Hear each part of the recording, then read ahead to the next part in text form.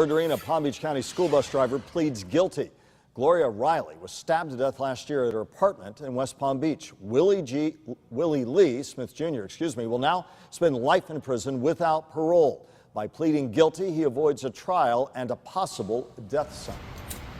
So you did 11 years. 11 years, right? How long you was in there when you got the news about your mom? Like 7.5. I had been down. It was 2015. I had been locked up since 2008. So, like 8 years.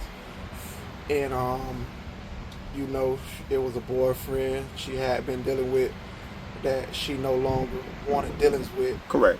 And, you know, I guess he had started to drift away, fell victim to drugs. And, doing things, you know what I'm saying, out of the ordinary. Correct. Pulled off one day in my mom's car, you know what I mean, and I called, spoke with her, and she tell me like, dude came home, it was like somebody stole the car. That was years prior to, you know, and all right, fast forward to tape, I call and I'm on the phone with her, and she just pick up the phone. I'm tired, baby. I'm tired. Like, what's up? She like, man, I come home from work today and 2 flat screens missing out the house. You feel me? I'm like, damn, you know. So I tell her, give me the nigga number. You feel me? She well, give me his number, ma. She give me the nigga number. You feel me? I call him. And sometimes, you know, I be feeling bad. I be thinking like, maybe I, know what I mean? Maybe I pushed a little too hard because I called and, you know, dude answered the phone and I told him, pack your shit and get out my mama's shit. And he was as if he ain't know who it was on the phone. Right. And I'm like, my nigga, you know who this is. You feel me? Pack your shit and get out my mama's shit, homie. I say, home, you know what it is with me. Like, you know what it is. I don't care how long it take. You know what I'm saying? I don't give a fuck how far, you know what I mean? You know what it is with me, home. I get out of this motherfucking come pull up on you. Right. And he say, well, all right, man, I wish your mama the best. I'm like, man, you ain't gotta wish my mama shit, nigga. Right. You feel me? Like, bitch, get out. You hear me? And my mama them laughed about the shit for a few days, you know, on how I called from prison and kicked him out over the phone and shit. And, you know, I got jammed up with the phone, went to the hole and some more shit. And they could end up, you know what I mean, taking my old girl life, you know what I'm saying? I'm talking about, like, literally, you feel me? Stabbed my old girl so many times that they refused to give count. Cut my mama head off. Like, cut my mama head off. But then she run away from him though, right? She moved away, right? She moved away after the breakup, you know, she moved away. And what she loved, she would stay in the same little suburban area due to her being employed, you know, at the bus compound, being a bus driver for Palm Beach County School District. And so she wasn't gonna move too far away from, you know what I mean, her workplace. Correct. And just like I be telling people, like, you be doing things, people post things on social media all the time. Right.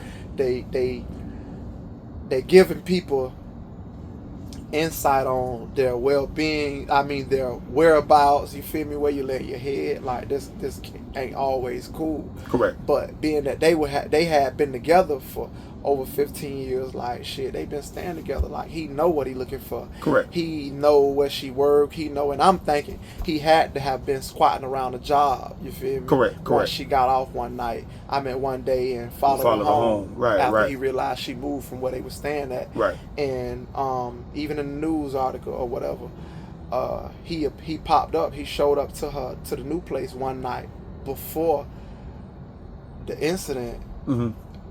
Like 7-8 days prior to taking my mom's life, he showed up to a house in the middle of the night and knocked on the door like 10:30 at night.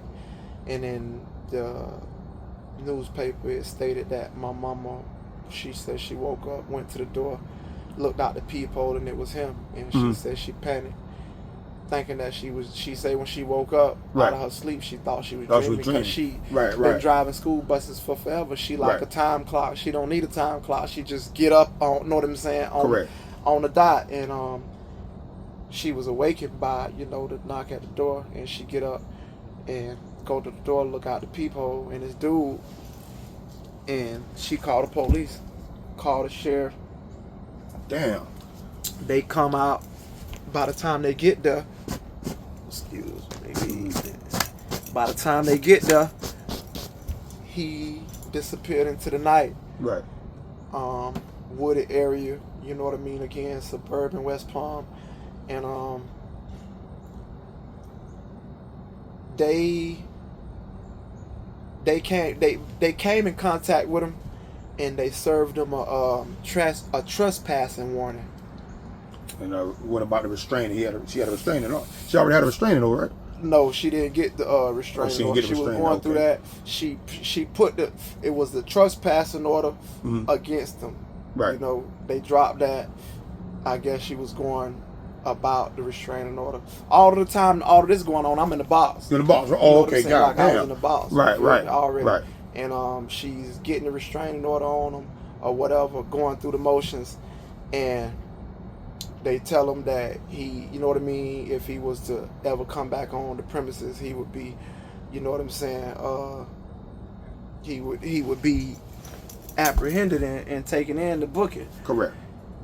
And 7 days later, my mama showed up home on her lunch break with a girlfriend in the car with her, and she go in the house for whatever she went in for on her lunch break,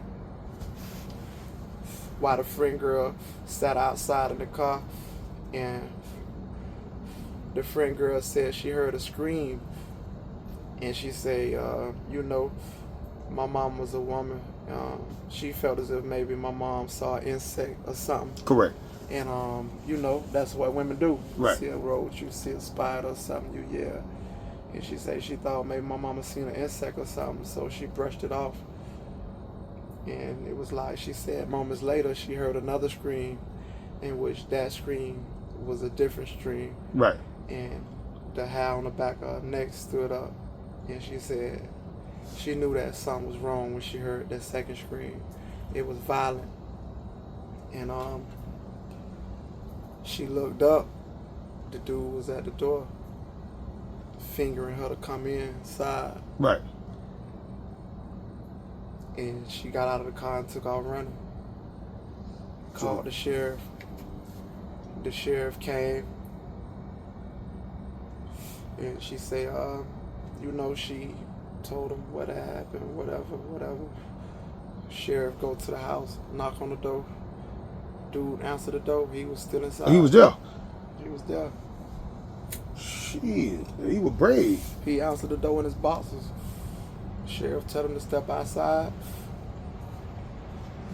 He closed the door, locked it, put on his clothes, came back and opened the door.